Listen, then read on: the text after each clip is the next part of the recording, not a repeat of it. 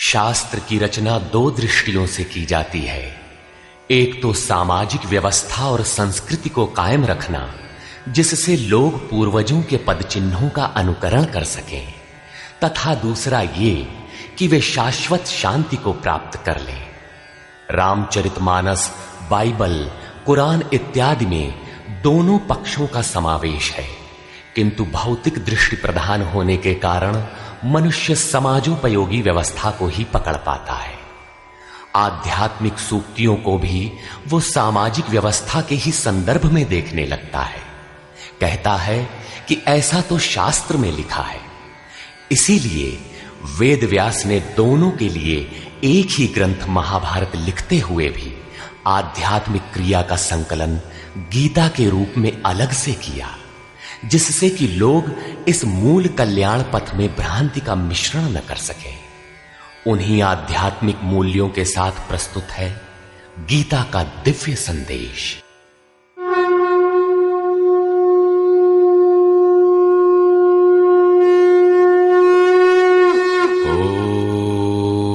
ओम श्री परमात्मने नमः। यथार्थ गीता, श्रीमद् भगवत गीता, अथ तृतीयो अध्यायः। अध्याय 2 में भगवान श्री कृष्ण ने बताया कि यह बुद्धि तेरे लिए ज्ञान मार्ग के विषय में कही गई।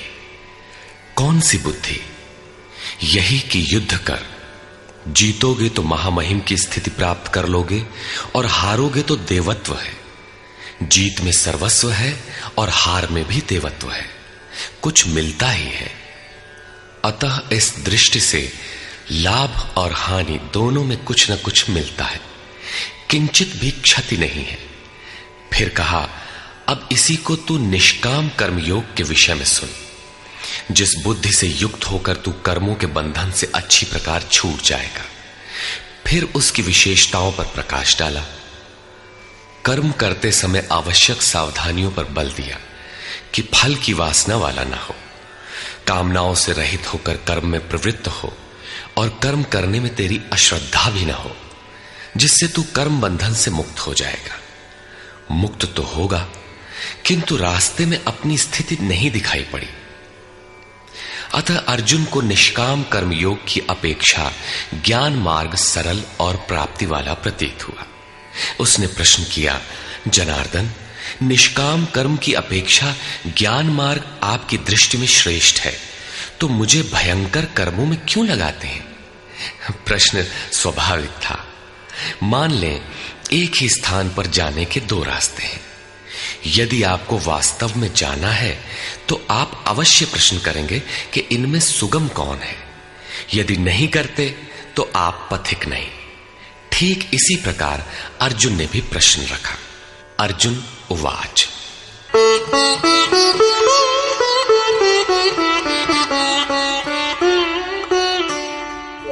जायसी चेत कर्मणस्ते मता बुद्धिर्जनार्दन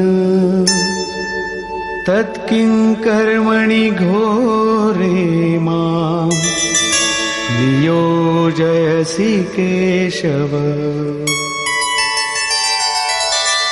जनों पर दया करने वाले जनार्दन, यदि निष्काम कर्मयोग की अपेक्षा ज्ञान योग आपको श्रेष्ठ मान्य है, तो हे केशव, आप मुझे भयंकर कर्मयोग में क्यों लगाते हैं? निष्काम कर्मयोग में अर्जुन को भयंकरता दिखाई पड़ी, क्योंकि इसमें कर्म करने में ही तेरा अधिकार है, फल में कभी नहीं। कर्म करने में अश्रद्धा भी ना हो और निरंतर समर्पण के साथ योग पर दृष्टि रखते हुए कर्म में लगा रहे। जबकि ज्ञान मार्ग में हारोगे तो देवत्व है, जीतने पर महामहिम स्थिति है।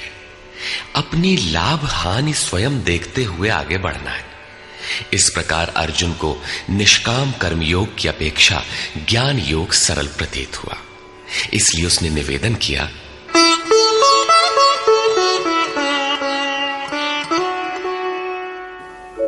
व्यामिश्रेणेव वाक्येन बुद्धिं मोहयसीव मे तदेकं वद निश्चित्य येन श्रेयोऽहमाप्नुयाम्।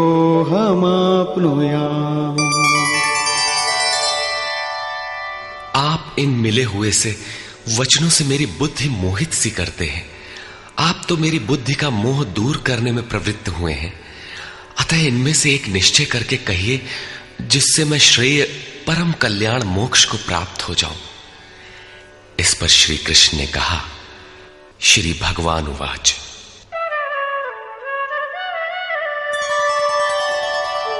लोकेऽस्मिन् द्विविधा निष्ठा पुरा प्रोक्ता मया नघ, ज्ञानयोगेन सांख्यानां कर्मयोगेन योगिनाम्। निष्पाप अर्जुन, इस संसार में सत्य शोध की दो धाराएं मेरे द्वारा पहले कही गई हैं। पहले का तात्पर्य कभी सत्य युग या त्रेता में नहीं, बल्कि अभी जिसे दूसरे अध्याय में कहे आए हैं। ज्ञानियों के लिए ज्ञान मार्ग और योगियों के लिए निष्काम कर्म योग बताया गया है। दोनों ही मार्गों के अनुसार कर्म तो करना ही पड़ेगा, कर्म अनिवार्य है। न कर्मणामनारम्भात् नैष्कर्म्यं पुरुषोऽश्नुते, न च सन्न्यसनादेव सिद्धिं समधिगच्छति। अर्जुन, मनुष्य न तो कर्मों को न आरंभ करने से निष्कर्मता की अंतिम स्थिति को प्राप्त होता है और न आरंभ की हुई क्रिया को त्यागने मात्र से भगवत प्राप्ति रूपी परम सिद्धि को ही प्राप्त होता है। अब तुझे ज्ञान मार्ग अच्छा लगे या निष्काम कर्म मार्ग, दोनों में कर्म तो करना ही पड़ेगा। प्रायः इस स्थल पर लोग भगवत पथ में संक्षिप्त मार्ग और बचाव ढूंढने लगते हैं। कर्म आरंभ ही न करें, हो गए निष्कर्मी। कहीं ऐसी भ्रांति न रह जाए, इसलिए श्री कृष्ण बल देते हैं कि कर्मों को न आरंभ करने से कोई निष्कर्म भाव को नहीं प्राप्त होता। शुभाशुभ कर्मों का जहां अंत है, परम निष्कर्मता की उस स्थिति को कर्म करके ही पाया जा सकता है। इसी प्रकार बहुत से लोग कहते हैं, हम तो ज्ञान मार्गी हैं, ज्ञान मार्ग में कर्म है ही नहीं। ऐसा मानकर कर्मों को त्यागने वाले ज्ञानी नहीं होते। आरंभ की हुई क्रिया को त्यागने मात्र से कोई भगवत साक्षात्कार रूपी परम सिद्धि को प्राप्त नहीं होता है, क्योंकि नहि कश्चित् क्षणमपि जातु तिष्ठत्य कर्मकृत्, कार्यते ह्यवशः कर्म सर्वः प्रकृतिजैर्गुणैः। कोई भी पुरुष किसी काल में क्षण मात्र भी कर्म किए बिना नहीं रहता, क्योंकि सभी पुरुष प्रकृति से उत्पन्न हुए गुणों द्वारा विवश होकर कर्म करते हैं। प्रकृति और प्रकृति से उत्पन्न गुण जब तक जीवित हैं, तब तक कोई भी पुरुष कर्म किए बिना रह ही नहीं सकता। अध्याय 4 के 33वें और 37वें श्लोक में श्री कृष्ण कहते हैं कि यावन मात्र कर्म ज्ञान में समाप्त हो जाते हैं। ज्ञान रूपी अग्नि संपूर्ण कर्मों को भस्म कर देता है। यहां वे कहते हैं कि कर्म किए बिना कोई रहता ही नहीं। अंततः वे महापुरुष कहते क्या हैं? उनका आशय है कि यज्ञ करते करते तीनों गुणों से अतीत हो जाने पर मन के विलय और साक्षात्कार के साथ यज्ञ का परिणाम निकल जाने पर कर्म शेष हो जाते हैं। उस निर्धारित क्रिया की पूर्णता से पहले कर्म मिटते नहीं, प्रकृति पिंड नहीं छोड़ती।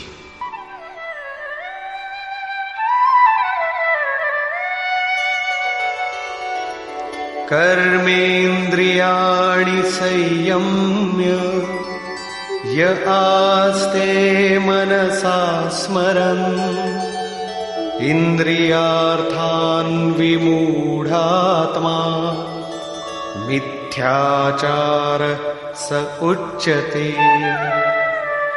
इतने पर भी विशेष रूप से मूढ़ लोग जो कर्मेंद्रियों को हठ से रोककर इंद्रियों के भोगों का मन से स्मरण करते रहते हैं, वे मिथ्याचारी हैं, पाखंडी हैं, न कि ज्ञानी। सिद्ध है कि कृष्ण काल में भी ऐसी रूढ़ियां थीं। लोग करने योग्य क्रिया को छोड़कर इंद्रियों को हठ से रोककर बैठ जाते थे और कहने लगते थे कि मैं ज्ञानी हूं, पूर्ण हूं। किंतु श्री कृष्ण कहते हैं कि वे धूर्त हैं। ज्ञान मार्ग अच्छा लगे या निष्काम कर्म योग, दोनों ही मार्गों में कर्म तो करना ही पड़ेगा।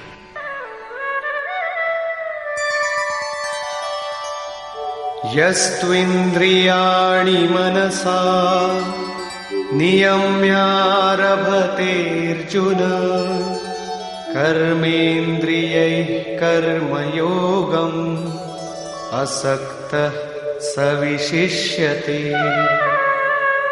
अर्जुन, जो पुरुष मन से इंद्रियों को वश में करके जब मन में भी वासनाओं का स्फुरण न हो सर्वथा अनासक्त हुआ कर्मेंद्रियों से कर्मयोग का आचरण करता है, वो श्रेष्ठ है। ठीक है, समझ में आया कि कर्म का आचरण करें, किंतु ये प्रश्न खड़ा होता है कि कौन सा कर्म करें। इस पर कहते हैं, नियतं कुरु कर्म त्वं कर्मजायो ह्यकर्मणः शरीरयात्रापि च ते न प्रसिद्धेद कर्मणः। अर्जुन, तू निर्धारित किए हुए कर्म को कर, अर्थात कर्म तो बहुत से हैं, उनमें से कोई एक चुना हुआ है, उसी नियत कर्म को कर। कर्म न करने की अपेक्षा कर्म करना ही श्रेष्ठ है। इसलिए कि करते रहोगे, थोड़ी भी दूरी तय कर लोगे तो जैसा पीछे बता आए हैं, महान जन्म मरण के भय से उद्धार करने वाला है, इसलिए श्रेष्ठ है। कर्म न करने से तेरी शरीर यात्रा भी सिद्ध नहीं होगी।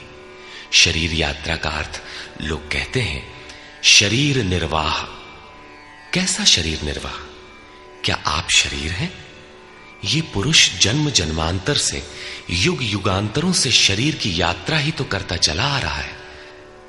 जैसे वस्त्र जीर्ण हुआ तो दूसरा तीसरा धारण किया, इसी प्रकार कीट पतंग से लेकर मानव तक, ब्रह्मा से लेकर यावन मात्र जगत परिवर्तनशील है। ऊपर नीचे योनियों में बराबर ये जीव शरीरों की ही तो यात्रा कर रहा है। कर्म कोई ऐसी वस्तु है जो इस यात्रा को सिद्ध कर देती है, पूर्ण कर देती है। मान ले एक भी जन्म लेना पड़ा तो यात्रा तो जारी है, अभी तो पथिक चल ही रहा है, वो दूसरे शरीरों की यात्रा कर रहा है। यात्रा पूर्ण तब होती है जब गंतव्य आ जाए। परमात्मा में स्थिति के अनंतर इस आत्मा को शरीरों की यात्रा नहीं करनी पड़ती, अर्थात शरीर त्याग और शरीर धारण वाला क्रम समाप्त हो जाता है। अतः कर्म कोई ऐसी वस्तु है कि इस पुरुष को पुनः शरीरों की यात्रा नहीं करनी पड़ती। मोक्ष से शुभात।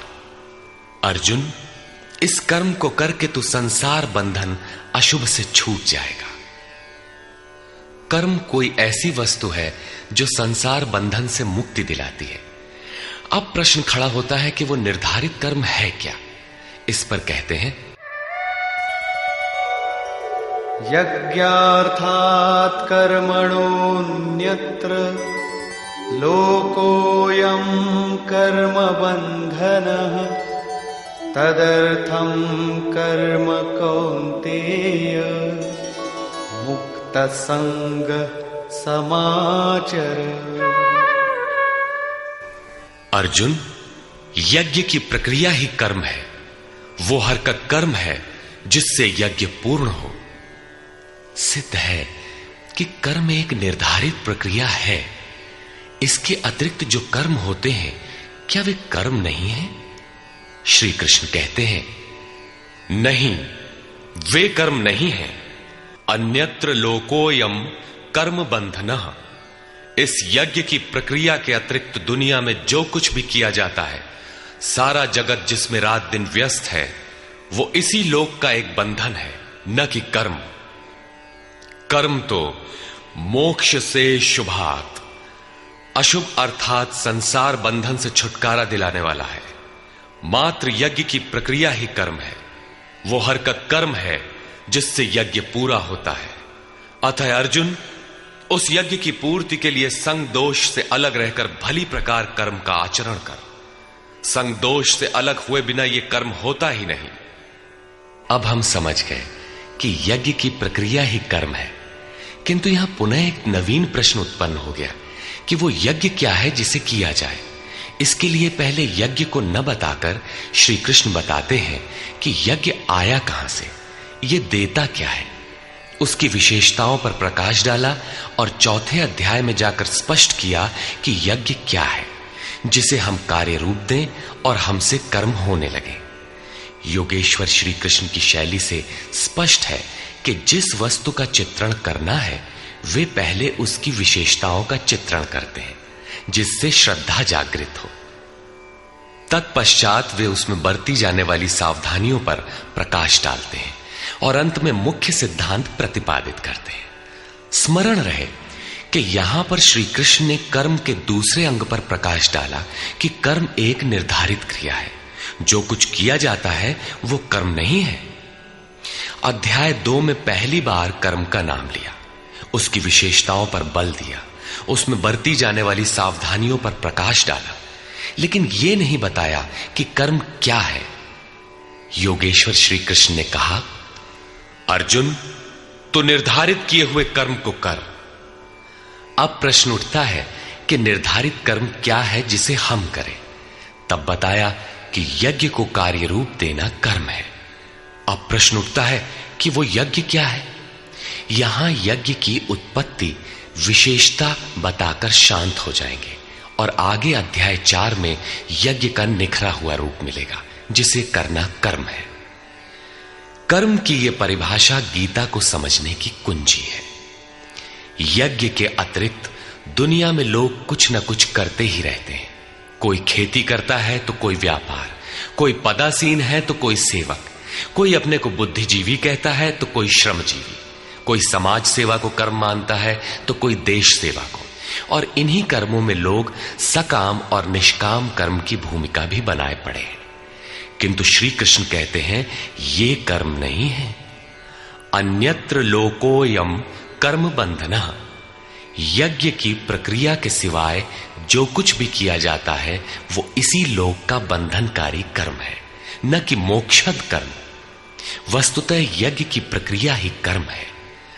अब यज्ञ न बताकर पहले यह बताते हैं कि यज्ञ आया कहां से।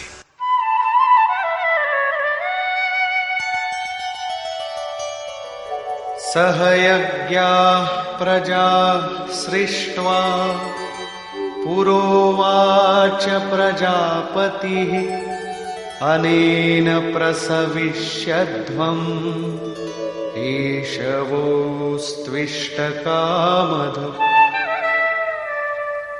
प्रजापति ब्रह्मा ने कल्प के आदि में यज्ञ सहित प्रजा को रचकर कहा कि इस यज्ञ द्वारा वृद्धि को प्राप्त हो।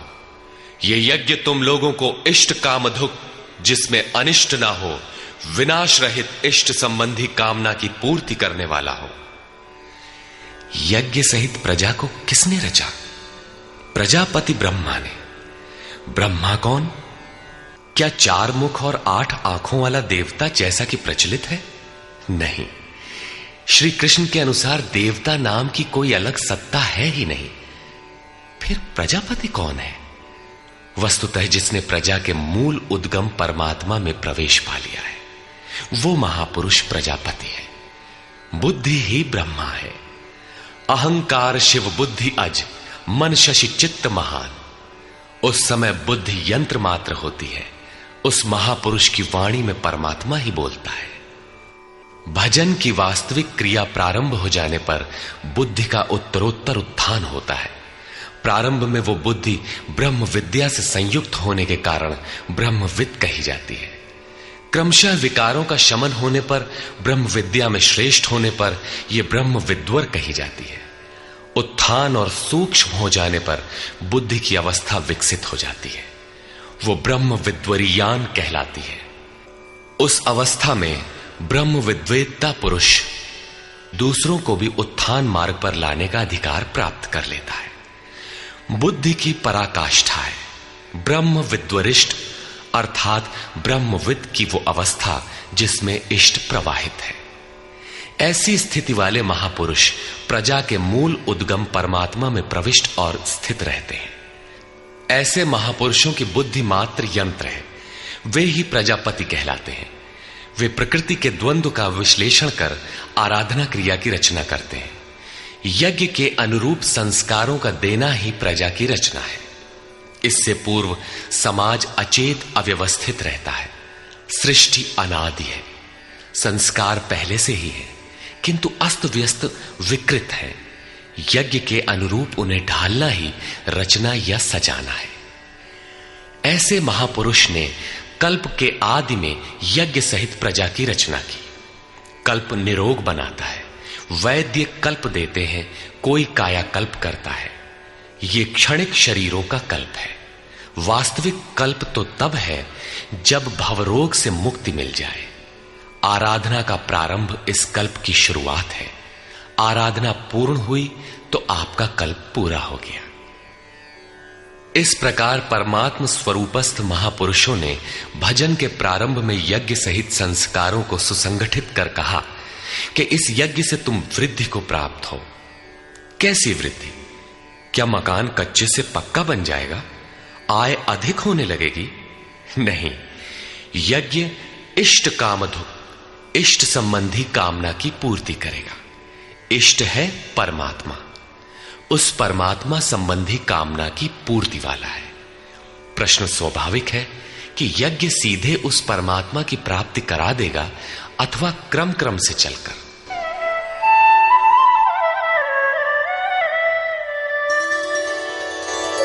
देवान् भावयतानेन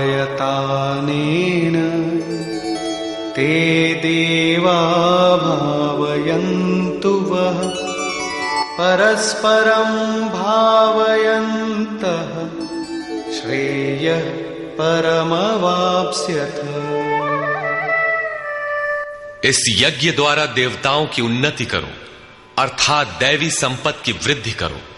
वे देवता लोग तुम लोगों की उन्नति करेंगे। इस प्रकार आपस में वृद्धि करते हुए परम श्रेय, जिसके बाद कुछ भी पाना शेष न रहे, ऐसे परम कल्याण को प्राप्त हो जाओ।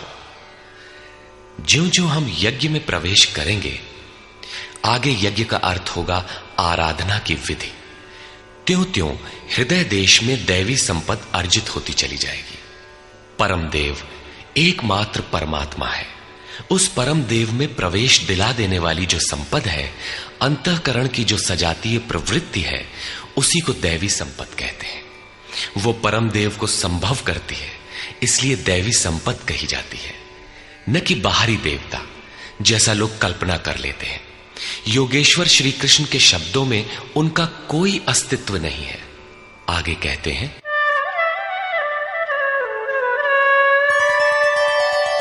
इष्टान् भोगान् हि वो देवा दास्यन्ते यज्ञभाविताः तैर्दत्तान् प्रदायैभ्यो यो भुङ्क्तेस्तेन एव सः। यज्ञ द्वारा संवर्धित देवता दैवी संपत्ति आपको इष्टान भोगान ही दास्यन्ते, इष्ट अर्थात आराध्य संबंधी भोगों को देंगे, अन्य कुछ नहीं। तैहि दत्तान, वे ही एकमात्र देने वाले हैं। इष्ट को पाने का अन्य कोई विकल्प नहीं है। इन दैवी गुणों को बिना बढ़ाए जो इस स्थिति का भोग करता है, वो निश्चय ही चोर है। जब उनसे पाया ही नहीं तो भोगेगा क्या? किंतु कहता अवश्य है कि हम तो तत्वदर्शी हैं। वो निश्चय ही चोर है, न कि प्राप्ति वाला। किंतु पाने वाले क्या पाते हैं?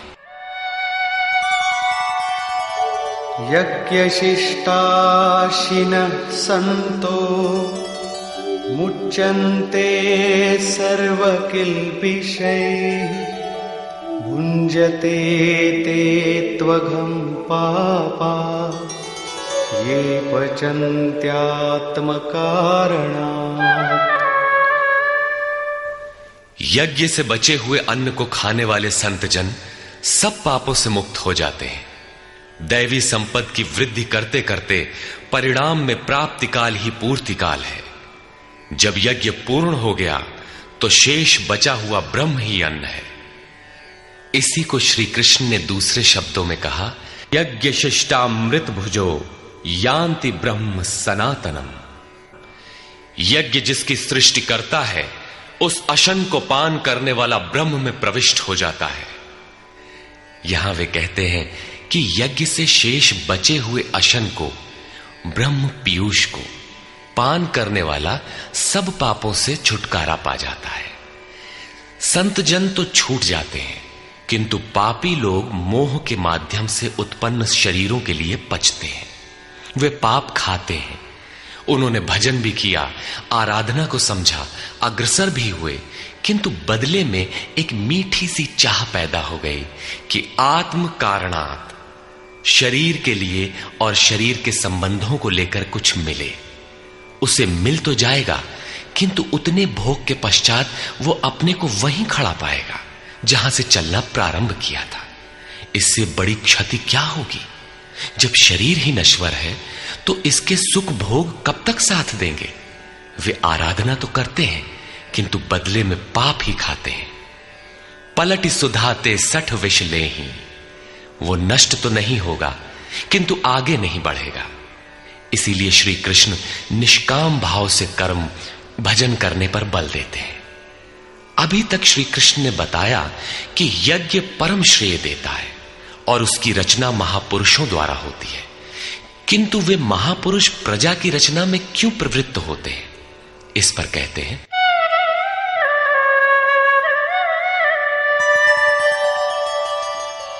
अन्नाद् भवन्ति भूतानि पर्जन्यादन्न संभवः यज्ञाद् भवति पर्जन्यो यज्ञः कर्म समुद्भवः। कर्म ब्रह्मोद्भवं विद्धि ब्रह्माक्षर समुद्भवम् तस्मात् सर्वगतं ब्रह्म नित्यं यज्ञे प्रतिष्ठितम्। संपूर्ण प्राणी अन्न से उत्पन्न होते हैं। अन्नम ब्रह्म व्यजानात्, अन्न परमात्मा ही है। उस ब्रह्म पीयूष को ही उद्देश्य बनाकर प्राणी यज्ञ की ओर अग्रसर होता है। अन्न की उत्पत्ति वृष्टि से होती है, बादलों से होने वाली वर्षा नहीं, अपितु कृपा वृष्टि। पूर्व संचित यज्ञ कर्म ही कृपा के रूप में बरस पड़ता है। आज की आराधना कल कृपा के रूप में मिलेगी। इसीलिए वृष्टि यज्ञ से होती है। स्वाहा बोलने और तिल जौ जलाने से ही वृष्टि होती तो विश्व की अधिकांश मरुभूमि ऊसर क्यों रहती, उर्वर बन जाती। यहां कृपा वृष्टि यज्ञ की देन है। ये यज्ञ कर्मों से ही उत्पन्न होने वाला है। कर्म से यज्ञ पूर्ण होता है। उस कर्म को वेद से उत्पन्न हुआ जान। वेद ब्रह्म स्थित महापुरुष की वाणी है। जो तत्व विदित नहीं है उसकी प्रत्यक्ष अनुभूति का नाम वेद है, न कि कुछ श्लोक संग्रह। वेद अविनाशी परमात्मा से उत्पन्न हुआ जान। कहा तो महात्माओं ने, किंतु वे परमात्मा के साथ तद्रूप हो चुके हैं। उनके माध्यम से अविनाशी परमात्मा ही बोलता है। इसलिए वेद अपौरुषेय कहे जाते हैं। महापुरुष वेद कहां से पा गए? तो वेद अविनाशी परमात्मा से उत्पन्न हुआ। वे महापुरुष उससे तद्रूप हैं। वे मात्र यंत्र हैं, इसलिए उनके द्वारा वही बोलता है। क्योंकि यज्ञ के द्वारा ही मन के निरोध काल में वो विदित होता है। इससे सर्वव्यापी परम अक्षर परमात्मा सर्वदा यज्ञ में ही प्रतिष्ठित है। यज्ञ ही उसे पाने का एकमात्र उपाय है। इसी पर बल देते हैं, एवं प्रवर्तितं चक्रं नानुवर्तयति हयः अघायुरिन्द्रियारामो मोघं पार्थ स जीवति। हे पार्थ, जो पुरुष इसी लोक में मनुष्य शरीर प्राप्त कर इस प्रकार चलाए हुए साधन चक्र के अनुसार नहीं बरतता, अर्थात दैवी संपत्ति का उत्कर्ष, देवताओं की वृद्धि और परस्पर वृद्धि के द्वारा अक्षय धाम को प्राप्त करना, इस क्रम के अनुसार जो नहीं बरतता, इंद्रियों का आराम चाहने वाला वो पापायु पुरुष व्यर्थ ही जीता है। बंधुओं, योगेश्वर श्री कृष्ण ने अध्याय 2 में कर्म का नाम लिया और इस अध्याय में बताया कि नियत कर्म का आचरण कर। यज्ञ की प्रक्रिया ही कर्म है। इसके सिवाय जो कुछ किया जाता है वो इसी लोक का बंधन है। इसीलिए संग दोष से अलग रहकर उस यज्ञ की पूर्ति के लिए कर्म का आचरण कर। उन्होंने यज्ञ की विशेषताओं पर प्रकाश डाला और बताया कि यज्ञ की उत्पत्ति ब्रह्मा से है। प्रजा अन्न को उद्देश्य बनाकर उस यज्ञ में प्रवृत्त होती है। यज्ञ कर्म से और कर्म अपौरुषेय वेद से उत्पन्न होते हैं, जबकि वेद मंत्रों के दृष्टा महापुरुष ही थे। उनका पुरुष तिरोहित हो चुका था। प्राप्ति के साथ अविनाशी परमात्मा ही शेष बचा था। इसलिए वेद परमात्मा से उत्पन्न है। सर्वव्यापी परमात्मा यज्ञ में सर्वदा प्रतिष्ठित है। इस साधन चक्र के अनुसार जो नहीं बरतता, वो पापायु पुरुष इंद्रियों का सुख चाहने वाला है, व्यर्थ ही जीता है। अर्थात यज्ञ ऐसी विधि विशेष है जिसमें इंद्रियों का आराम नहीं है, अपितु अक्षय सुख है। इंद्रियों के संयम के साथ इसमें लगने का विधान है। इंद्रियों का आराम चाहने वाले पापायु हैं। अभी तक श्री कृष्ण ने नहीं बताया है कि यज्ञ है क्या, परंतु क्या यज्ञ करते ही रहेंगे या इसका कभी अंत भी होगा? इस पर योगेश्वर कहते हैं, यस्त्वात्मरतिरेव स्यात् आत्मतृप्तश्च मानवः आत्मन्येव च सन्तुष्टः तस्य कार्यं न विद्यते। परंतु जो मनुष्य आत्मा में ही रत, आत्मतृप्त और आत्मा में ही संतुष्ट है, उसके लिए कोई कर्तव्य नहीं रह जाता। यही तो लक्ष्य था।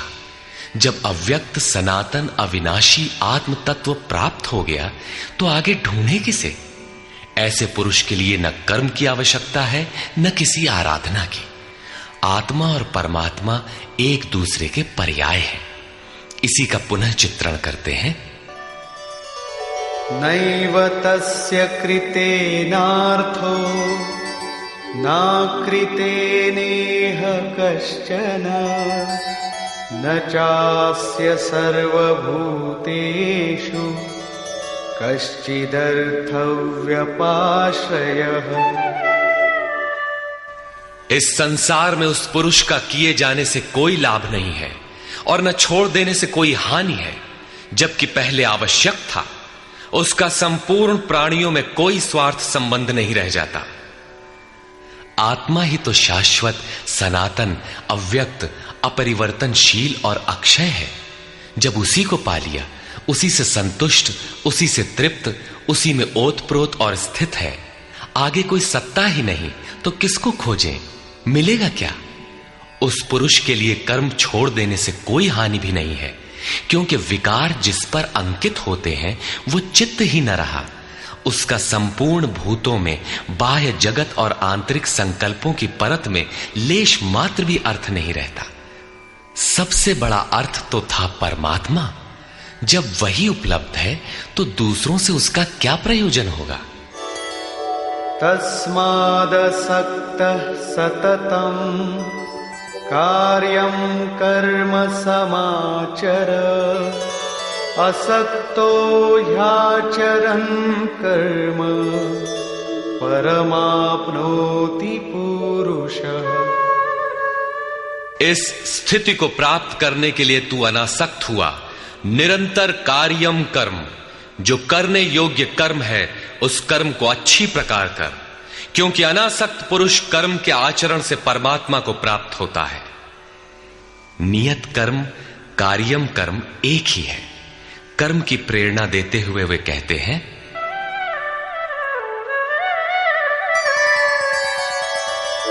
कर्मणैव हि संसिद्धिम् आस्थिता जनकादयः लोकसंग्रहमेवापि संपश्यन् कर्तुमर्हसि।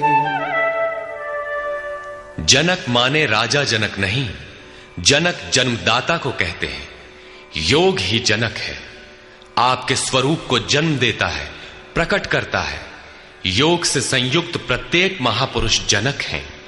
ऐसे योग संयुक्त बहुत से ऋषियों, जनकादयः, जनक इत्यादि ज्ञानी जन महापुरुष भी कर्मणा एव संसिद्धिम, कर्मों के द्वारा ही परम सिद्धि को प्राप्त हुए हैं। परम सिद्धि माने परम तत्व परमात्मा की प्राप्ति। जनक इत्यादि जितने भी पूर्व में होने वाले महर्षि हुए हैं, इस कार्यम कर्म के द्वारा जो यज्ञ की प्रक्रिया है, इस कर्म को करके ही संसिद्धिम, परम सिद्धि को प्राप्त हुए। किंतु प्राप्ति के पश्चात वे भी लोक संग्रह को देखकर कर्म करते हैं, लोकहित को चाहते हुए कर्म करते हैं। अतः तू भी प्राप्ति के पश्चात लोकनायक बनने के लिए कार्य करने के ही योग्य है। क्यों? यद्यदाचरति श्रेष्ठः तत्तदेवेतरो जनः स यत्प्रमाणं कुरुते लोकस्तदनुवर्तते। श्रेष्ठ पुरुष जो जो आचरण करता है, अन्य पुरुष भी उसके अनुसार ही करते हैं। वो महापुरुष जो कुछ प्रमाण कर देता है, संसार उसका अनुसरण करता है। पहले श्री कृष्ण ने स्वरूप में स्थित आत्मतृप्त महापुरुष की रहनी पर प्रकाश डाला कि उसके लिए कर्म किए जाने से न कोई लाभ और न छोड़ने से कोई हानि। फिर भी जनकादि कर्म में भली प्रकार बरतते थे। वहां उन महापुरुषों से श्री कृष्ण धीरे से अपनी तुलना कर देते हैं कि मैं भी एक महापुरुष हूं। न मे पार्थास्ति कर्तव्यम् त्रिषु लोकेषु किंचन नानवाप्तमवाप्तव्यम् वर्त एव च कर्मणि। हे पार्थ, मुझे तीनों लोकों में कोई कर्तव्य नहीं है। पीछे कह आए हैं कि उस महापुरुष का समस्त भूतों में कोई कर्तव्य नहीं है। यहां कहते हैं तीनों लोकों में मुझे कुछ भी कर्तव्य शेष नहीं है, तथा किंचन मात्र प्राप्त होने योग्य वस्तु अप्राप्त नहीं है। तब भी मैं कर्म में भली प्रकार बरतता हूं। क्यों? यदि हम न वर्तेयम् जातु कर्मण्यतन्द्रितः मम वर्तमानुवर्तन्ते मनुष्याः पार्थ सर्वशः। क्योंकि यदि मैं सावधान होकर कदाचित कर्म में न बरतूं तो मनुष्य मेरे बर्ताव के अनुसार बरतने लग जाएंगे। तो क्या आपका अनुकरण भी बुरा है? श्री कृष्ण कहते हैं हां। उत्सीदेयुरिमे लोका न कुर्यां कर्म चेदहम् संकरस्य च कर्ता स्याम् उपहन्यामिमाः प्रजाः।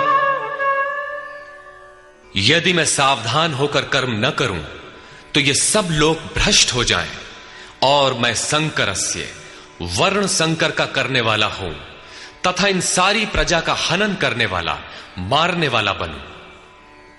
स्वरूप में स्थित महापुरुष सतर्क रहकर यदि आराधना क्रम में न लगे रहें तो समाज उनकी नकल करके भ्रष्ट हो जाएगा। महापुरुष ने तो आराधना पूर्ण करके परम नैष्कर्म्य की स्थिति को पाया है। वे न करें तो उनके लिए कोई हानि नहीं है। किंतु समाज ने तो अभी आराधना आरंभ ही नहीं की। पीछे वालों के मार्गदर्शन के लिए ही महापुरुष कर्म करते हैं। मैं भी करता हूं। अर्थात श्री कृष्ण एक महापुरुष थे, न कि बैकुंठ से आए हुए कोई विशेष भगवान। उन्होंने कहा कि महापुरुष लोक संग्रह के लिए कर्म करता है, मैं भी करता हूं। यदि न करूं तो लोगों का पतन हो जाए, सभी कर्म छोड़ बैठेंगे। मन बड़ा चंचल है, ये सब कुछ चाहता है, केवल भजन नहीं चाहता। यदि स्वरूपस्थ महापुरुष कर्म न करें तो देखा देखी पीछे वाले भी तुरंत कर्म छोड़ देंगे। उन्हें बहाना मिल जाए कि ये भजन नहीं करते, पान खाते हैं, इत्र लगाते हैं, सामान्य बातें करते हैं, फिर भी महापुरुष कहलाते हैं। ऐसा सोचकर वे भी आराधना से हट जाते हैं, पतित हो जाते हैं। श्री कृष्ण कहते हैं कि यदि मैं कर्म न करूं तो सब भ्रष्ट हो जाए और मैं वर्ण संकर का कर्ता बनूं। स्त्रियों के दूषित होने से वर्ण संकर तो देखा सुना जाता है। अर्जुन भी इसी के भय से विकल था कि स्त्रियां दूषित होंगी तो वर्ण संकर पैदा होंगे। किंतु श्री कृष्ण कहते हैं यदि मैं सावधान होकर आराधना में लगा न रहूं तो वर्ण संकर का कर्ता हूं। वस्तुतः आत्मा का शुद्ध वर्ण है परमात्मा। अपने शाश्वत स्वरूप के पथ से भटक जाना वर्ण संकरता है। यदि स्वरूपस्थ महापुरुष क्रिया में नहीं बरतता तो लोग उनके अनुकरण में क्रिया रहित हो जाएंगे, आत्म पथ से भटक जाएंगे, वर्ण संकर हो जाएंगे, वे प्रकृति में खो जाएंगे। स्त्रियों का सतीत्व एवं नस्ल की शुद्धता एक सामाजिक व्यवस्था है, अधिकारों का प्रश्न है। समाज के लिए उसकी उपयोगिता भी है, किंतु माता पिता की भूलों का संतान की साधना पर कोई प्रभाव नहीं पड़ता। आपन करनी पार उतरनी। हनुमान, व्यास, वशिष्ठ, नारद, शुकदेव, कबीर, ईसा इत्यादि अच्छे महापुरुष हुए, जबकि सामाजिक कुलीनता से इनका संपर्क नहीं है। आत्मा अपने पूर्व जन्म के गुण धर्म लेकर आता है। श्री कृष्ण कहते हैं मनः षष्ठानीन्द्रियाणि प्रकृतिस्थानी कर्षति। मन सहित इंद्रियों से जो कार्य इस जन्म में होता है उनके संस्कार लेकर जीवात्मा पुराने शरीर को त्याग कर नवीन शरीर में प्रवेश कर जाता है। इसमें जन्मदाताओं का क्या लगा? उनके विकास में कोई अंतर नहीं आया। अतः स्त्रियों के दूषित होने से वर्ण संकर नहीं होता। स्त्रियों के दूषित होने और वर्ण संकर से कोई संबंध नहीं है। शुद्ध स्वरूप की ओर अग्रसर न होकर प्रकृति में बिखर जाना ही वर्ण संकर है। यदि महापुरुष सावधान होकर क्रिया, नियत कर्म में बरतते हुए लोगों से क्रिया न कराएं तो वो उस सारी प्रजा का हनन करने वाला, मारने वाला बने। साधना क्रम में चलकर उस मूल अविनाशी की प्राप्ति ही जीवन है और प्रकृति में बिखरे रहना, भटक जाना मृत्यु है। किंतु वो महापुरुष इस सारी प्रजा को यदि क्रिया पथ पर नहीं चलाता, उस सारी प्रजा को बिखराव से रोककर सतपथ पर नहीं चलाता, तो वो सारी प्रजा का हनन करने वाला हत्यारा है, हिंसक है। और क्रमशः चलते हुए जो चला लेता है वो शुद्ध अहिंसा है। गीता के अनुसार शरीर का निधन, नश्वर कलेवरों का निधन मात्र परिवर्तन है, हिंसा नहीं। सक्ताः कर्मण्य विद्वांसो यथा कुर्वन्ति भारत कुर्याद् विद्वांस्तथा सक्तः चिकीर्षुर्लोक संग्रहम्। हे भारत, कर्म में आसक्त हुए अज्ञानी जन जैसे कर्म करते हैं, वैसे ही अनासक्त हुआ विद्वान, पूर्ण ज्ञाता भी लोक हृदय में प्रेरणा और कल्याण संग्रह चाहता हुआ कर्म करे। यज्ञ की विधि जानते और करते हुए भी हम अज्ञानी हैं। ज्ञान का अर्थ है प्रत्यक्ष जानकारी। जब तक लेश मात्र भी हम अलग हैं, आराध्य अलग है, तब तक अज्ञान विद्यमान है। जब तक अज्ञान है तब तक कर्म में आसक्ति रहती है। अज्ञानी जितनी आसक्ति से आराधना करता है उसी प्रकार अनासक्त। जिसे कर्मों से प्रयोजन नहीं है तो आसक्ति क्यों होगी? ऐसा पूर्ण ज्ञाता महापुरुष भी लोकहित के लिए कर्म करे, दैवी संपद का उत्कर्ष करे, जिससे समाज उस पर चल सके। न बुद्धिभेदं जनयेद् अज्ञानां कर्मसंगिनां जोषयेत् सर्वकर्माणि विद्वान् युक्तः समाचरन्। ज्ञानी पुरुषों को चाहिए कि कर्मों में आसक्ति वाले अज्ञानियों की बुद्धि में भ्रम न पैदा करें, अर्थात स्वरूपस्थ महापुरुष ध्यान दें कि उनके किसी आचरण से पीछे वालों के मन में कर्म के प्रति अश्रद्धा न उत्पन्न हो जाए। परमात्म तत्व से संयुक्त महापुरुष को भी चाहिए कि स्वयं भली प्रकार नियत कर्म करता हुआ उनसे करावे। यही कारण था कि पूज्य महाराज जी वृद्धावस्था में भी रात के 2 बजे ही उठकर बैठ जाएं, खांसने लगे। 3 बजे बोलने लगे, उठो मिट्टी के पुतलो। सब उठकर चिंतन में लग जाएं तो स्वयं थोड़ा लेट जाएं। कुछ देर बाद फिर उठकर बैठ जाएं, कहें, तुम लोग सोचते हो कि महाराज सो रहे हैं, किंतु मैं सोता नहीं, श्वास में लगा हूं। वृद्धावस्था का शरीर है, बैठने में कष्ट होता है, इसी से मैं पड़ा रहता हूं। लेकिन तुम्हें तो स्थिर और सीधे बैठकर चिंतन में लगना है। जब तक तैल धारा के सदृश श्वास की डोरी न लग जाए, क्रम न टूटे, अन्य संकल्प बीच में व्यवधान उत्पन्न न कर सकें, तब तक सतत लगे रहना साधक का धर्म है। मेरी श्वास तो बांस की तरह स्थिर खड़ी है। यही कारण है कि अनुयायियों से कराने के लिए वो महापुरुष भली प्रकार कर्म में बरतता है। जिस गुण को सिखावे उसे करके दिखावे। इस प्रकार स्वरूपस्थ महापुरुष को भी चाहिए कि स्वयं कर्म करता हुआ साधकों को भी आराधना में लगाए रहे। साधक भी श्रद्धापूर्वक आराधना में लगे, किंतु चाहे ज्ञान योगी हो अथवा समर्पण भाव वाला निष्काम कर्म योगी हो, साधक में साधना का अहंकार नहीं आना चाहिए। कर्म किसके द्वारा होते हैं, उसके होने में कौन कारण है, इस पर श्री कृष्ण प्रकाश डालते हैं।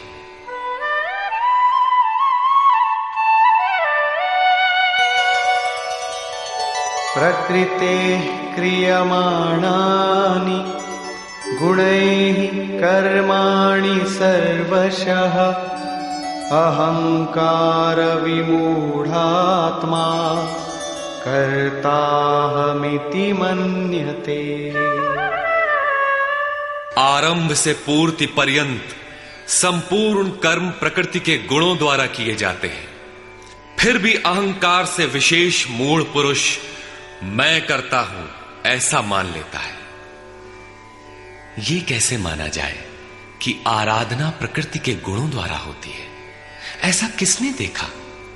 इस पर कहते हैं, तत्त्ववित्तु महाबाहो गुणकर्म विभागयोः गुणागुणेषु वर्तन्ते इति मत्वा न सज्जते। हे महाबाहु, गुण और कर्म के विभाग को तत्वविद परम तत्व परमात्मा की जानकारी वाले महापुरुषों ने देखा और संपूर्ण गुण गुणों में बरत रहे हैं। ऐसा मानकर वे गुण और कर्मों के कर्तापन में आसक्त नहीं होते। यहां तत्व का अर्थ परम तत्व परमात्मा है, न कि 5 या 25 तत्व जैसा कि लोग गणना करते हैं। योगेश्वर श्री कृष्ण के शब्दों में तत्व एकमात्र परमात्मा है, अन्य कोई तत्व है ही नहीं। गुणों को पार करके परम तत्व परमात्मा में स्थित महापुरुष गुण के अनुसार कर्मों का विभाजन देख पाते हैं। तामसी गुण रहेगा तो उसका कार्य होगा आलस्य, निद्रा, प्रमाद, कर्म में प्रवृत्त न होने का स्वभाव। राजसी गुण रहेंगे तो आराधना में पीछे न हटने का स्वभाव, शौर्य, स्वामी भाव से कर्म होगा। और सात्विक गुण कार्यरत होने पर ध्यान, समाधि, अनुभवी उपलब्धि, धारावाहिक चिंतन, सरलता स्वभाव में होगी। गुण परिवर्तनशील है। प्रत्यक्षदर्शी ज्ञानी ही देख पाता है कि गुणों के अनुरूप कर्मों का उत्कर्ष अपकर्ष होता है। गुण अपना कार्य करा लेते हैं, अर्थात गुण गुणों में बरतते हैं। ऐसा समझकर वो प्रत्यक्ष दृष्टा कर्म में आसक्त नहीं होता। किंतु जिसने गुणों का पार नहीं पाया, जो अभी रास्ते में है, उन्हें तो कर्म में आसक्त रहना है। इसलिए प्रकृतेर्गुण सम्मूढ़ाः सज्जन्ते गुण कर्मसु तान् कृत्स्नविदो मंदान् कृत्स्नविन्न विचालयेत्। प्रकृति के गुणों से मोहित हुए पुरुष गुण और कर्मों में क्रमशः निर्मल गुणों की ओर उन्नति देखकर उनमें आसक्त होते हैं। उन अच्छी प्रकार न समझने वाले मंदान शिथिल प्रयत्न वालों को अच्छी प्रकार जानने वाला ज्ञानी चलायमान न करे। उन्हें हतोत्साहित न करे, बल्कि प्रोत्साहन दे, क्योंकि कर्म करके ही उन्हें परम नैष्कर्म्य की स्थिति पाना है। अपनी शक्ति और स्थिति का आकलन करके कर्म में प्रवृत्त होने वाले ज्ञान मार्गी साधकों को चाहिए कि कर्म को गुणों की देन माने, अपने को कर्ता मानकर अहंकारी न बन जाए। निर्मल गुणों को प्राप्त होने पर भी उनमें आसक्त न हो। किंतु निष्काम कर्मयोगी को कर्म और गुणों के विश्लेषण में समय देने की कोई आवश्यकता नहीं है। उसे तो बस समर्पण के साथ कर्म करते जाना है। कौन गुण आ जा रहा है, ये देखना इष्ट की जिम्मेदारी हो जाती है। गुणों का परिवर्तन और क्रम क्रम से उत्थान वो इष्ट की ही देन मानता है और कर्म होने को भी उन्हीं की देन मानता है। अतः कर्तापन का अहंकार या गुणों में आसक्ति होने की समस्या उसके लिए नहीं रहती, जबकि अनवरत लगा रहता है। इसी पर और साथ ही युद्ध का स्वरूप बताते हुए श्री कृष्ण कहते हैं, मयि सर्वाणि कर्माणि सन्न्यस्याध्यात्मचेतसा निराशीर्निर्ममो भूत्वा युध्यस्व विगतज्वरः। इसलिए अर्जुन, तू अध्यात्म चेतसा अंतरात्मा में चित्त का निरोध करके ध्यानस्थ होकर संपूर्ण कर्मों का मुझ में अर्पण करके आशा रहित, ममता रहित और संताप रहित होकर युद्ध कर। जब चित्त ध्यान में स्थित है, लेश मात्र भी कहीं आशा नहीं, कर्म में ममत्व नहीं है, असफलता का संताप नहीं है, तो वो पुरुष कौन सा युद्ध करेगा? जब सब ओर से चित्त सिमटकर हृदय देश में निरुद्ध होता जा रहा है, तो वो लड़ेगा किस लिए, किससे और वहां है कौन? वास्तव में जब आप ध्यान में प्रवेश करेंगे, तभी युद्ध का सही स्वरूप खड़ा होता है। तो काम क्रोध, राग द्वेष, आशा तृष्णा इत्यादि विकारों का समूह, विजातीय प्रवृत्तियां जो कुरु कहलाती हैं, संसार में प्रवृत्ति देती ही रहती हैं। बाधा के रूप में भयंकर आक्रमण करती हैं। बस इनका पार पाना ही युद्ध है। इनको मिटाते हुए अंतरात्मा में सिमटते जाना, ध्यानस्थ होते जाना ही यथार्थ युद्ध है। इसी पर पुनः बल देते हैं, ये मे मतमिदं नित्यम् अनुतिष्ठन्ति मानवाः श्रद्धावन्तो न सूयन्तो मुच्यन्ते तेऽपि कर्मभिः। अर्जुन, जो कोई मनुष्य दोष दृष्टि से रहित होकर श्रद्धा भाव समर्पण से संयुक्त हुआ, सदा मेरे इस मत के अनुसार बरतते हैं कि युद्ध कर, वे पुरुष भी संपूर्ण कर्मों से छूट जाते हैं। योगेश्वर का यह आश्वासन किसी हिंदू, मुसलमान या ईसाई के लिए नहीं, अपितु मानव मात्र के लिए है। उनका मत है कि युद्ध कर। इससे ऐसा प्रतीत होता है कि यह उपदेश युद्ध वालों के लिए था। अर्जुन के समक्ष तो सौभाग्य से विश्व युद्ध की संरचना थी। आपके सामने तो कोई युद्ध नहीं है। आप गीता के पीछे क्यों पड़े हैं? क्योंकि कर्मों से छूटने का उपाय तो युद्ध करने वालों के लिए है, किंतु ऐसा कुछ नहीं है। वस्तुतः यह अंतर्देश की लड़ाई है। क्षेत्र और क्षेत्रज्ञ का, विद्या और अविद्या का, धर्म क्षेत्र और कुरुक्षेत्र का संघर्ष है। आप ज्यों-ज्यों ध्यान में चित्त का निरोध करेंगे, विजातीय प्रवृत्ति बाधा के रूप में प्रत्यक्ष होती है, भयंकर आक्रमण करती है। उसका शमन करते हुए चित्त का निरोध करते जाना ही युद्ध है। जो दोष दृष्टि से रहित होकर श्रद्धा के साथ इस युद्ध में लगता है, वो कर्मों के बंधन से, आवागमन से भली प्रकार छुटकारा पा जाता है।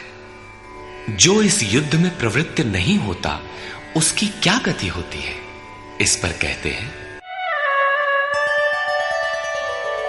ये त्वेतदभ्यसूयन्तो नानुतिष्ठन्ति मे मतम् सर्वज्ञानविमूढांस्तान् विद्धि नष्टान चेतसः। जो दोष दृष्टि वाले अचेतसः, मोह निशा में अचेत लोग मेरे इस मत के अनुसार नहीं बरतते, अर्थात ध्यानस्थ होकर आशा, ममता, संताप रहित होकर समर्पण के साथ युद्ध नहीं करते। सर्वज्ञान विमूढ़ान, ज्ञान पथ में सर्वथा मोहित उन लोगों को तू कल्याण से भ्रष्ट हुआ ही जान। जब यही सही है तो लोग करते क्यों नहीं?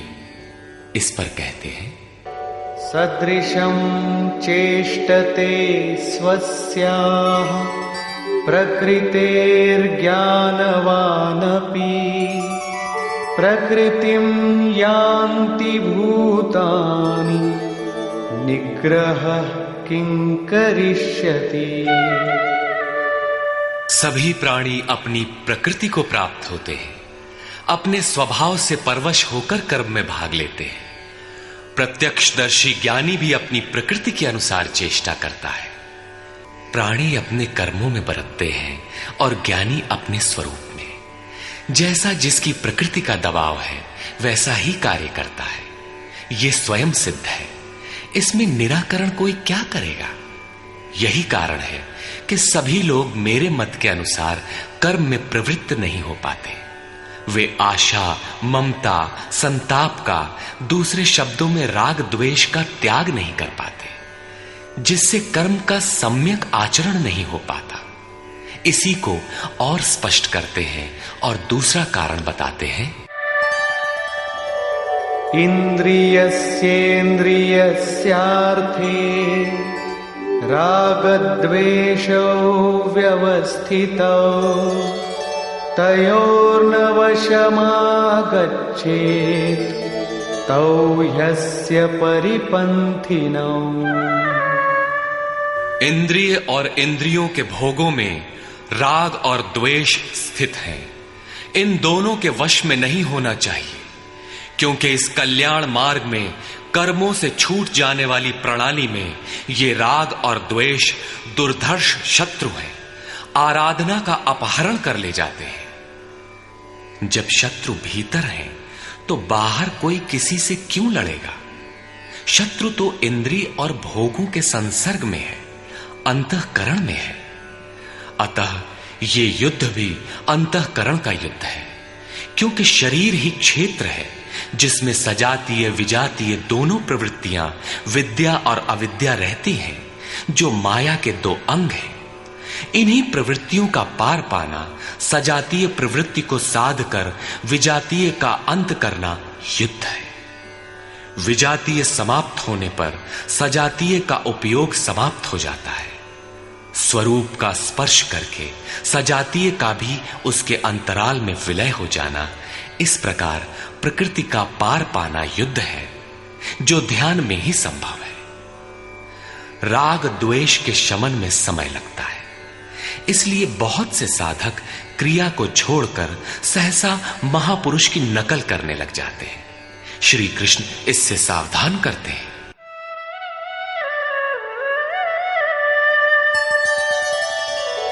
श्रेयान् स्वधर्मो विगुणः परधर्मात् स्वनुष्ठिता स्वधर्मे निधनं श्रेयः परधर्मो भयावह। अच्छी प्रकार आचरण किए हुए दूसरे के धर्म से गुण रहित भी अपना धर्म अधिक उत्तम है। स्वभाव से उत्पन्न कर्म में प्रवृत्त होने की क्षमता स्वधर्म है। अतः स्वधर्माचरण में मरना भी परम कल्याणकारक है। अपनी क्षमता के अनुसार कर्म में प्रवृत्त होने से साधक एक न एक दिन पार पा जाता है। जहां से साधन छूटेगा, शरीर मिलने पर वहीं से पुनः प्रारंभ होगा। आत्मा तो मरता नहीं। शरीर अर्थात वस्त्र बदलने से आपके बुद्धि विचार बदल तो नहीं जाते। आगे वालों की तरह स्वांग बनाने से साधक भय को प्राप्त होगा।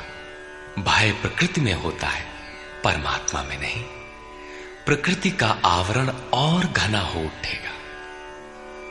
स्वधर्म क्या है? अध्याय 2 में श्री कृष्ण ने स्वधर्म का नाम लिया था कि स्वधर्म को भी देखकर तू युद्ध करने योग्य है। क्षत्रिय के लिए इससे बढ़कर कल्याणकारी मार्ग नहीं है।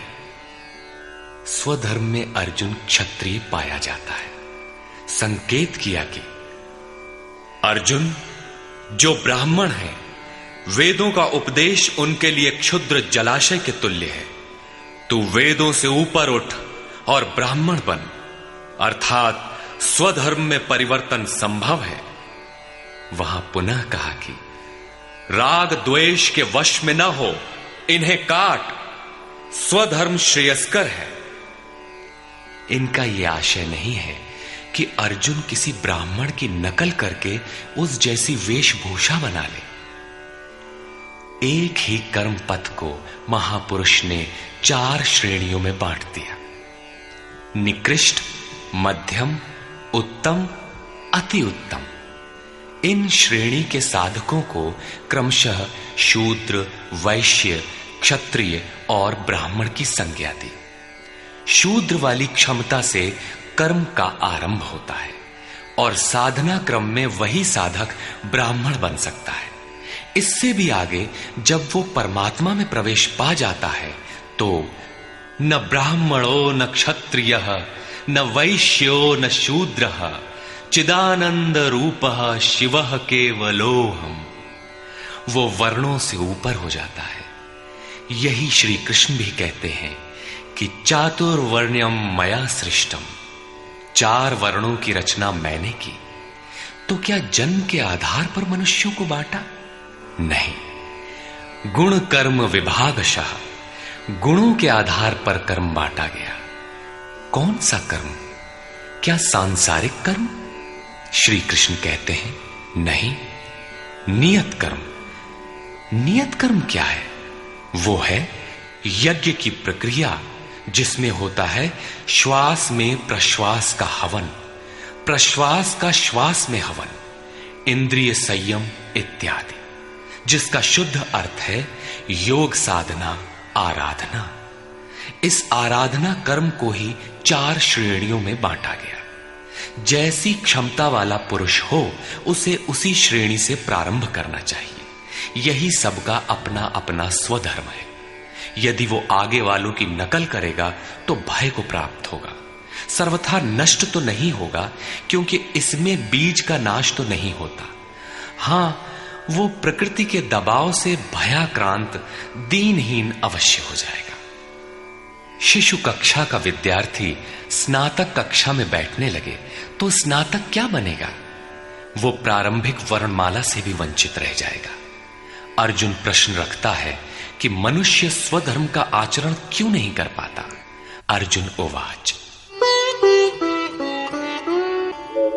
अथ केन प्रयुक्तोऽयं पापं चरति पूरुषः अनिच्छन्नपि वार्ष्णेय बलादिव नियोजितः। हे कृष्ण, फिर ये पुरुष बरबस घसीट कर लगाए हुए के सदृश न चाहता हुआ भी किसकी प्रेरणा से पाप का आचरण करता है? आपके मत के अनुसार क्यों नहीं चल पाता? इस पर योगेश्वर श्री कृष्ण कहते हैं, श्री भगवान उवाच। काम एष क्रोध एष रजो गुण समुद्भवः महाशनो महापाप्मा विद्येनमिह वैरिणम्। अर्जुन, रजोगुण से उत्पन्न ये काम और ये क्रोध अग्नि के समान भोग भोगने से कभी न तृप्त होने वाले बड़े पापी हैं। काम क्रोध राग द्वेष के ही पूरक हैं। अभी मैंने जिसकी चर्चा की थी, इस विषय में तू इनको ही शत्रु जान। अब इनका प्रभाव बताते हैं।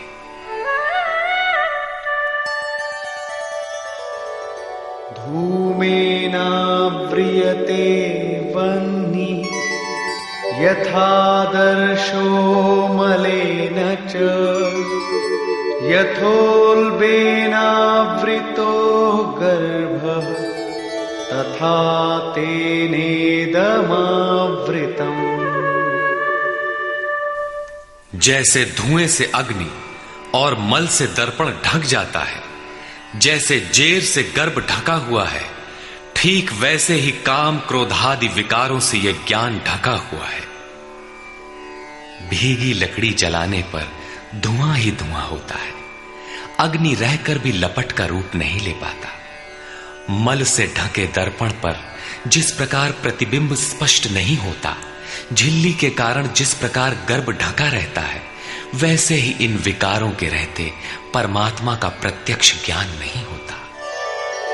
आवृतं ज्ञानमेतेन ज्ञानिनो नित्यवैरिणा कामरूपेण कौन्तेय दुष्पूरेणानलेन च।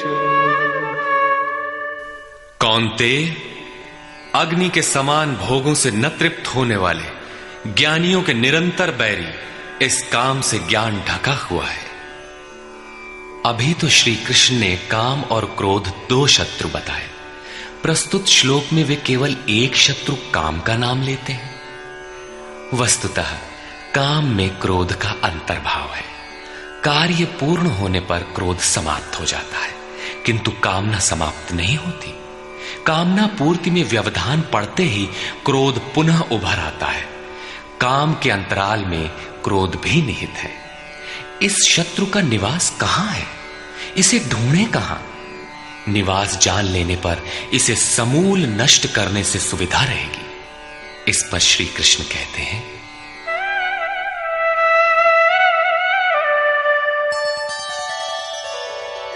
इंद्रियाणि मनो बुद्धि अस्याधिष्ठानमुच्यते एतैर्विमोहयत्येष ज्ञानमावृत्य देहिनम्। इंद्रियां, मन और बुद्धि इसके वास स्थान कहे जाते हैं। ये काम इन मन, बुद्धि और इंद्रियों के द्वारा ही ज्ञान को आच्छादित करके जीवात्मा को मोह में डालता है। तस्मात् त्वमिन्द्रियाण्यादौ नियम्य भरतर्षभ पाप्मानं प्रजह्येनं ज्ञान विज्ञाननाशनम्। इसलिए अर्जुन, तू पहले इंद्रियों को नियम्य संयत कर, क्योंकि शत्रु तो इनके अंतराल में छिपा है। वो तुम्हारे शरीर के भीतर है, बाहर खोजने से वो कहीं नहीं मिलेगा। इंद्रियों को वश में करके ज्ञान और विज्ञान का नाश करने वाले इस पापी काम को ही मार। ये हृदय देश की अंतर जगत की लड़ाई है। काम सीधे पकड़ में नहीं आएगा, अतः विकारों के निवास स्थान का ही घेराव कर लो, इंद्रियों को ही संयत कर लो। किंतु इंद्रियों और मन को संयत करना तो बड़ा कठिन है। क्या ये हम कर पाएंगे? इस पर योगेश्वर श्री कृष्ण आपकी सामर्थ्य बताते हुए प्रोत्साहित करते हैं।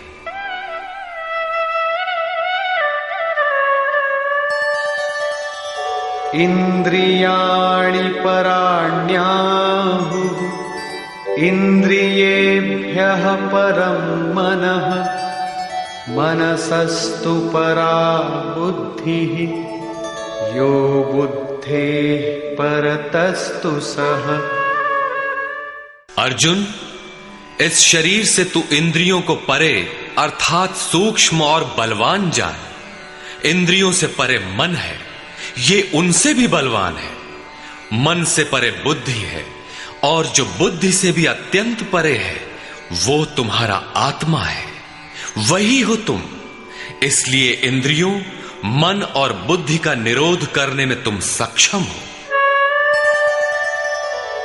एवं बुद्धेः परं बुद्ध्वा संस्तभ्यात्मानमात्मना जहि शत्रुं महाबाहो कामरूपं दुरासदम्।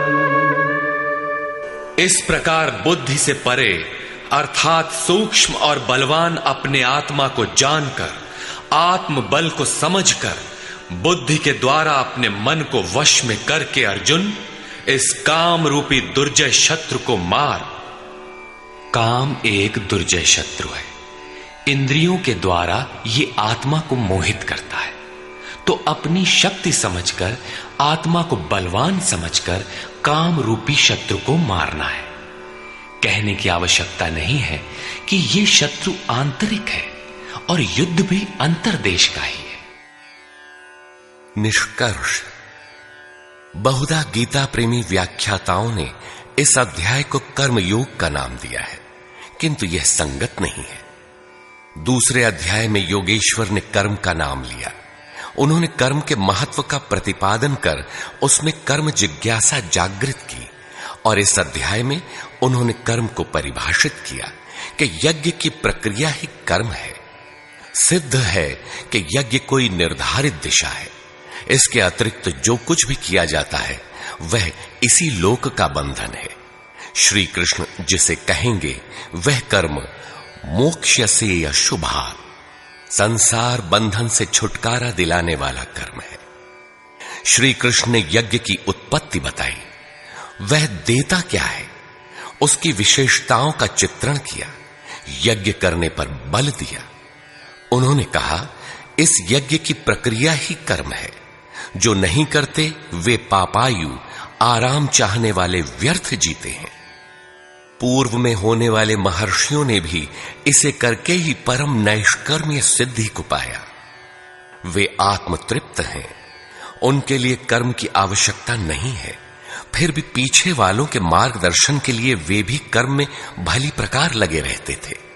उन महापुरुषों से श्री कृष्ण ने अपनी तुलना की कि मेरा भी अब कर्म करने से कोई प्रयोजन नहीं है, किंतु मैं भी पीछे वालों के हित के लिए ही कर्म में बरतता हूं। श्री कृष्ण ने स्पष्ट अपना परिचय दिया कि वे एक योगी थे। उन्होंने कर्म में प्रवृत्त साधकों को चलायमान न करने को कहा, क्योंकि कर्म करके ही उन साधकों को स्थिति प्राप्त करनी है। यदि नहीं करेंगे तो नष्ट हो जाएंगे। इस कर्म के लिए ध्यानस्थ होकर युद्ध करना है। आंखें बंद हैं, इंद्रियों से सिमटकर चित्त का निरोध हो चला तो युद्ध कैसा। उस समय काम, क्रोध, राग, द्वेष बाधक होते हैं। इन विजातीय प्रवृत्तियों का पार पाना ही युद्ध है। आसुरी संपद कुरुक्षेत्र विजातीय प्रवृत्ति को शनैः शनैः छांटते हुए ध्यानस्थ होते जाना ही युद्ध है। वस्तुतः ध्यान में ही युद्ध है। यही इस अध्याय का सारांश है, जिसमें न कर्म बताया न यज्ञ। यदि यज्ञ समझ में आ जाए तो कर्म समझ में आए। अभी तो कर्म समझाया ही नहीं गया। इस अध्याय में केवल स्थित प्रज्ञ महापुरुष के प्रशिक्षणात्मक पहलू पर बल दिया गया। यह तो गुरुजनों के लिए निर्देश है। वे न भी करें तो उन्हें कोई क्षति नहीं, और न ऐसा करने में उनका अपना कोई लाभ ही है। किंतु जिन साधकों को परम गति अभीष्ट है, उनके लिए विशेष कुछ कहा ही नहीं। तो यह कर्मयोग कैसे है? कर्म का स्वरूप भी स्पष्ट नहीं है जिसे किया जाए, क्योंकि यज्ञ की प्रक्रिया ही कर्म है। अभी तक उन्होंने इतना ही बताया, यज्ञ तो बताया नहीं। कर्म का स्वरूप स्पष्ट कहां हुआ? हां, युद्ध का यथार्थ चित्रण गीता में यहीं पाया जाता है। संपूर्ण गीता पर दृष्टिपात करें तो अध्याय 2 में कहा कि शरीर नाशवान है, अतः युद्ध कर। गीता में युद्ध का यही ठोस कारण बताया गया। आगे ज्ञान योग के संदर्भ में क्षत्रिय के लिए युद्ध ही कल्याण का एकमात्र साधन बताया गया, और कहा कि यह बुद्धि तेरे लिए ज्ञान योग के विषय में कही गई। कौन सी बुद्धि? यही कि हार जीत दोनों दृष्टियों में लाभ ही है, ऐसा समझकर युद्ध कर।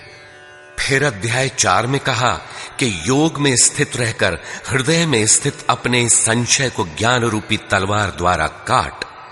वह तलवार योग में है। अध्याय 5 से 10 तक युद्ध की चर्चा तक नहीं है। 11वें अध्याय में केवल इतना कहा कि ये शत्रु मेरे द्वारा पहले से ही मारे गए हैं। तू निमित्त मात्र होकर खड़ा भर हो जा, यश को प्राप्त कर।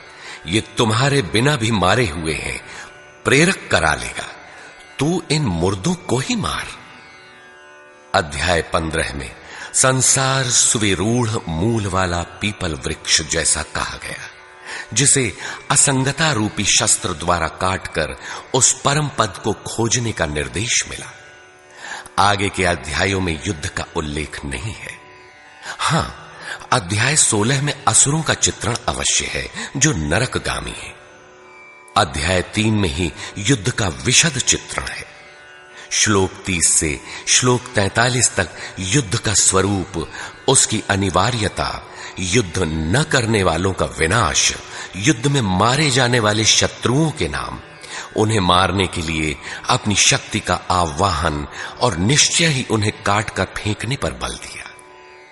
इस अध्याय में शत्रु और शत्रु का आंतरिक स्वरूप स्पष्ट है, जिनके विनाश की प्रेरणा दी गई है।